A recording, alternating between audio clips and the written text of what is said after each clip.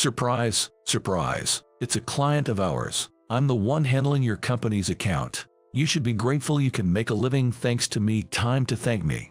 That's what my old classmate, Jack, said with a laugh when he heard where I work.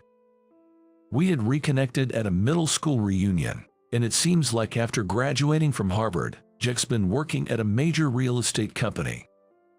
His entourage found it hilarious, chiming in with "no way," while Jack himself seemed quite pleased, laughing heartily. In that moment, I felt my patience snap. I immediately shrugged off his hand with all my might, and, with a beaming smile, I told Jack, "Oh, is that so? Well then, let's call off our business deal." I decided then to expose all the information I had and bring him down. My name is George. I'm 42 years old, working at a company that develops and supports apps used by other businesses. Our company's unique selling point is our ability to create customized apps.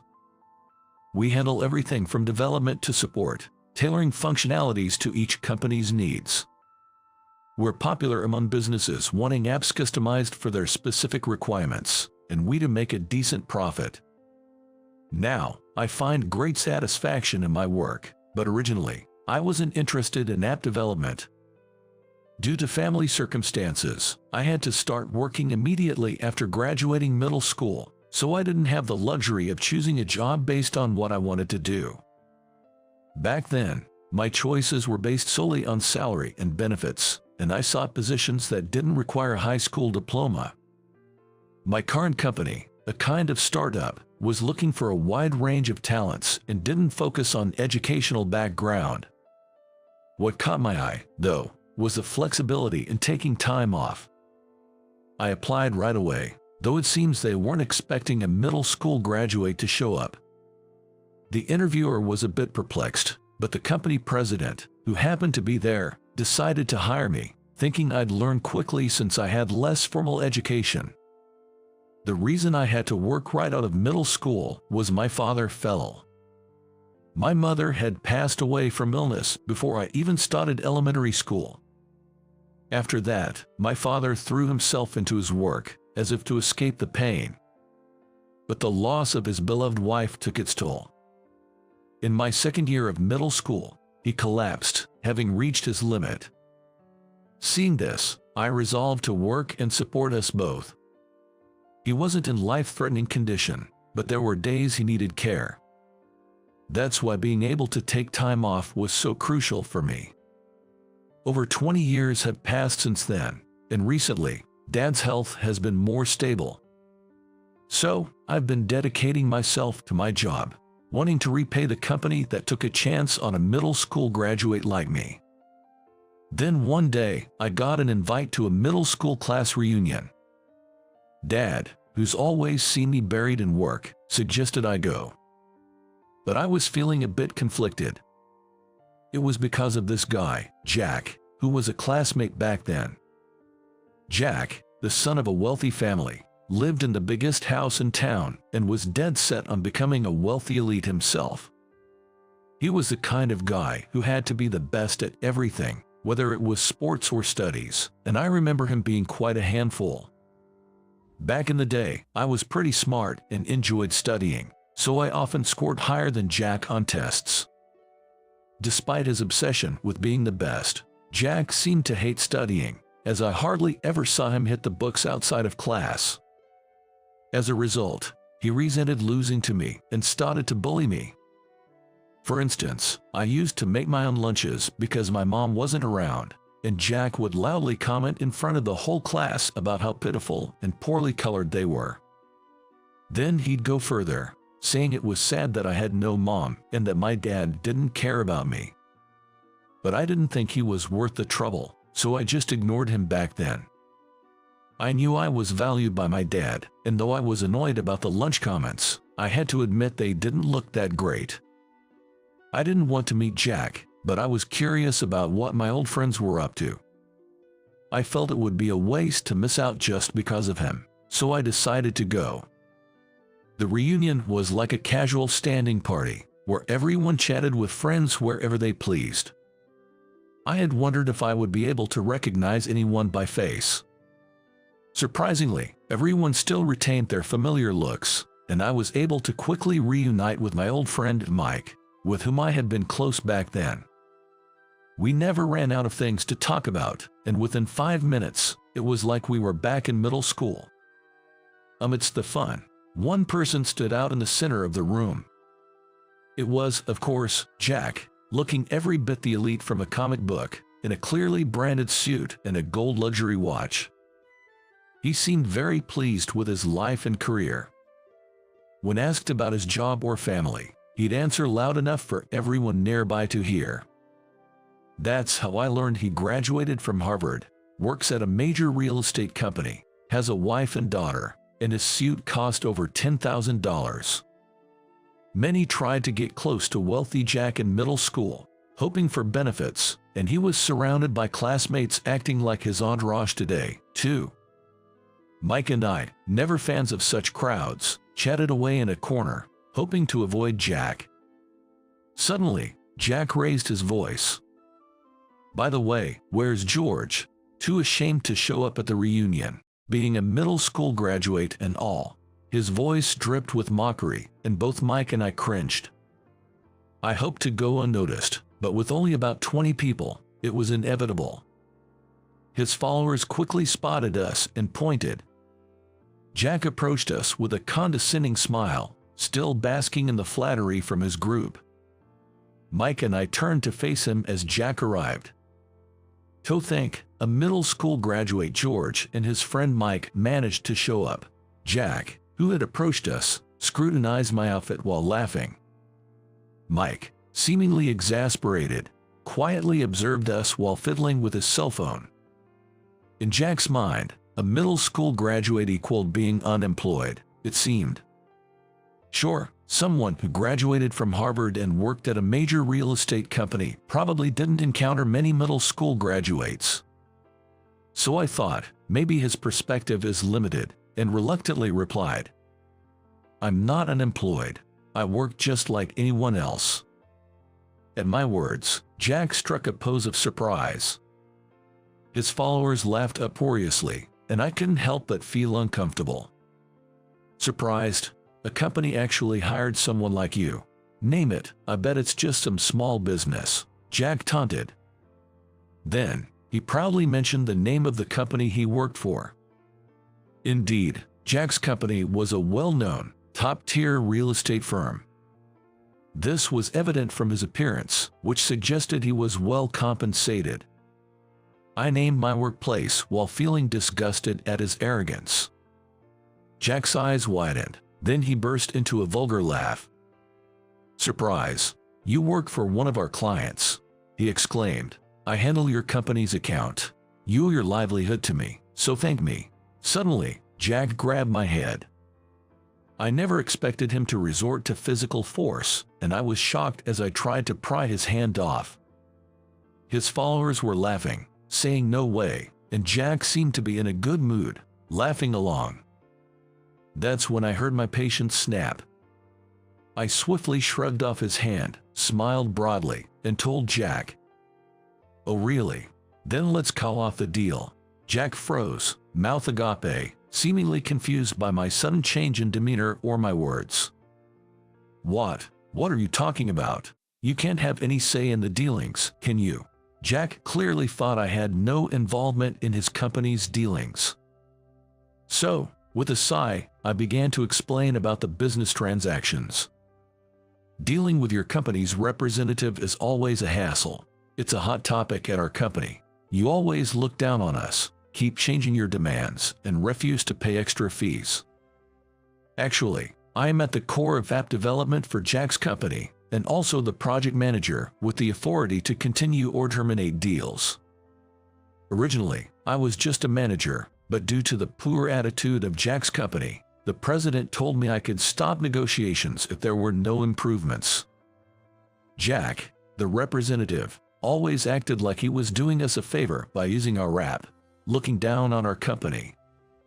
He demanded additions of new features free of charge, and even after we added features he requested, he would change his mind, saying he didn't need them after all. Such selfish behavior. As I shared this, Jack's face turned pale. Still, he seemed not to grasp the situation fully. Jack glared at me and, trying to mask his unease, raised his voice. So what? If you stop dealing with a company as big as ours, it's you who'll be in trouble. True to form, Jack, oblivious to his position, prompted me to inform him of the reality with a chuckle. Really, if this deal gets terminated, I think it's you who will be in trouble.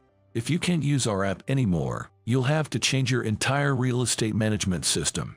That would certainly jeopardize your position, wouldn't it? Seemingly struck by realization, Jack's eyes darted back and forth. The app his company uses was specially developed by ours. Given that they're a major firm with many properties to manage, our app was the solution to their problem of managing with existing apps and services. However, if our deal ends, Jack's company won't be able to continue using our app. If the company as a whole decides to do so, it might not be a problem, but if it's due to Jack's attitude, it would be a significant issue. Jack would have to take responsibility. Finally grasping the gravity of the situation, Jack still couldn't believe what he had done. "Shut up, there's no way you could do that, you're just bluffing," he shouted and suddenly pushed me on the shoulder. Being shoved by a grown man, I couldn't resist immediately and stumbled to the floor. This finally brought his followers to their senses. "Hey, that might be going too far. Yay, what if he had gotten hurt?" His now sober entourage began whispering among themselves, and Jack finally lost all his supporters. His face growing even paler, Jack trembled, not knowing what to do with the hand he had used to shove me. Fortunately, I wasn't hurt and quickly stood up, ready to speak. "After what you've done, I can't stay silent anymore." Jack braced himself but didn't stop his pretense. "What can you possibly do?" he asked, his voice quivering. My next words seemed to completely unsettle Jack. "You're in a pretty bad position at your company, aren't you? Tyler is your boss, right?" As I mentioned his boss's name, Jack's eyes widened. "Tyler is a regular at my favorite bar and a somewhat close friend. We became friends after sharing a table on a busy day, and later I discovered he was Jack's direct superior. In other words, I was already familiar with the company Jack works for. Although I wasn't in sales, so I didn't know Jack was our contact, I had heard various complaints about him from Tyler. Jack, proud of his Harvard degree, often ignored work explanations and made frequent mistakes. His attitude was disliked in the office, causing discord, yet he insisted he was an elite and not at fault. Moreover, despite having a wife and child, he had been seen inviting young female colleagues to dinner and making inappropriate physical contact, which troubled Tyler. As I revealed these stories, the next person to shout wasn't Jack. "What do you mean by that?" The person who shouted was Jack's wife, a woman named Emily. Actually, Jack's wife was a middle school classmate of mine, and she was also attending today's reunion. Jack was at a loss, flustered by his wife's angry yelling. "You said things were going well at work and that's why you came home late, but to think," his wife yelled hysterically, almost lunging at him. Jack, angered by his wife's reaction, replied loudly. "Do you really believe what this middle school graduate is saying?" Jack exclaimed. However, it seemed his wife had her own side of the story, and their argument escalated quickly. Apparently, Jack hadn't been showing his wife his paycheck, and hadn't been contributing much to the household finances. His wife harbored suspicions, and today's revelations seemed to have been the last straw. From what Tyler said, Jack's company is quite a respectable firm. His late arrivals at home were probably not due to work, but rather, spending time with other women. And if he showed his paycheck, the lack of overtime pay would reveal that he wasn't working late. He probably hadn't shared his paycheck to avoid being exposed, but it seemed to have backfired. As his wife loudly demanded an explanation, Jack desperately tried to make excuses. Amidst the chaos, I made a call to my company. Even though it was a holiday, I figured our president, Matthew, might be at work. As expected, I got through to Matthew and explained the day's events. Therefore, I don't see any improvement in their attitude. I'm thinking of ending our business with them, I told him. Matthew agreed, trusting my judgment. He's always had faith in me, a middle school graduate who continued to improve skills and work diligently. He trusted my decision in this matter too, and I thanked him before hanging up. It wasn't just me who was troubled by Jack's unreasonable demands. Our sales team was often looked down upon and faced rude remarks and troublesome requests from him. Even if we stop dealing with such a troublesome company, we can still get requests from other companies. In fact, not having our time consumed unnecessarily might even improve efficiency, as I previously discussed with Matthew. After the call, I looked back at Jack, still arguing with his wife. The atmosphere around had turned sour as everyone seemed fed up with the situation. I decided to let Jack know one last thing during a break in their argument. I've got approval from Matthew to end our dealings. Your company will be notified soon. Jack, in disbelief, confronted me. There's no proof of anything I said today. I'll stop this from happening, saying you lied. He raged. As Jack carried on, I was almost at my wit's end. I thought there was no evidence, but then Mike approached. Too bad, Jack. I recorded everything you said and did. Mike showed his cell phone screen, which displayed Jack pushing me. I had thought Mike was just playing with his phone out of disgust for Jack, but he had been recording the whole time. Jack used to make fun of me too, back in the day. Consider this payback, Mike said. Indeed, Mike, disliked by Jack for being friends with me, had also suffered from Jack's harassment as a result. Mike, coming from a single-parent home and making his own lunches, couldn't just ignore my situation. Jack, increasingly infuriated by the composed Mike, raised his voice. How long are you going to hold on to something from our school days? To Jack, seemingly wanting to let bygones be bygones, Mike angrily retorted. Just because we're adults now doesn't mean the grudges from our school days are gone. Plus, you haven't changed at all, have you? Realizing he had no comeback, Jack seemed to accept defeat. He slumped to his knees, collapsing on the spot. Jack's wife continued to berate him relentlessly. Seeing this, I spoke to Mike about leaving the scene together. This is all the consequence of what you've done so far, Jack. You'd better reflect on it, I told him. Whether Jack heard me or not, he slumped further, adopting a pose as if clinging to the floor. His followers, disillusioned by his behavior, drifted away, leaving only Jack and his furious wife behind. Later, I attached the video Mike had sent me and contacted Jack's company to terminate the deal. The next day, someone higher up than Tyler from Jack's company came to apologize. Pale-faced, they kept begging us to continue the business. He was originally a problematic employee. We've decided to let him go after this incident.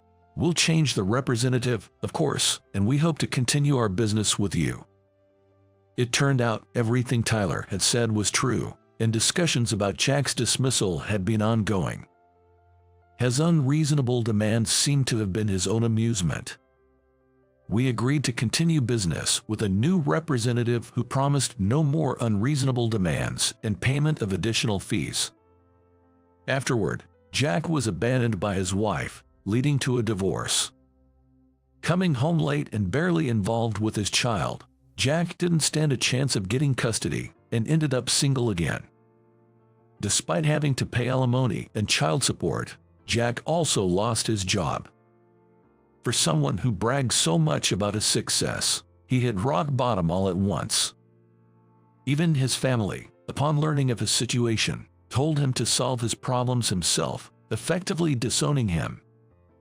So, Jack was left unable to rely on his family. Now, he's working part-time at a convenience store to make ends meet. Working at a regular company would probably be better, but Jack's previous company was a major corporation. In interviews, abruptly leaving such a prestigious company raised suspicions, making it difficult for him to get hired. His situation became gossip among our classmates, mocked for his former arrogance. After Jack was fired, I first thanked Mike for recording the evidence. Then, Mike, looking a bit embarrassed, said to me, "You know, I've always admired you, George. No matter how much you were bullied, you never gave in." For Mike, my attitude had always been something he aspired to. To me, Mike, who had stayed by my side, seemed more remarkable, but we laughed it off as mutual admiration. Since then, Mike and I have been as close as we were in middle school, even going out for drinks. Mike's belief that school grudges don't just disappear over time proved true. He looked relieved, having finally gotten back at Jack. I agreed, and we enjoyed our drinks. Work-wise, changing the representative from Jack to someone else led to fair pricing and increased profits. Our sales team, too, is relieved and happy, thanking me for taking a firm stand and freeing them from stress. The president, seeing the situation, seems to have gained even more trust in me. It looks like he's even considering promoting me, which has really motivated me to put even more effort into my work. My father, in good health, smiles at my progress. I plan to keep supporting him and continue working hard, staying true to myself.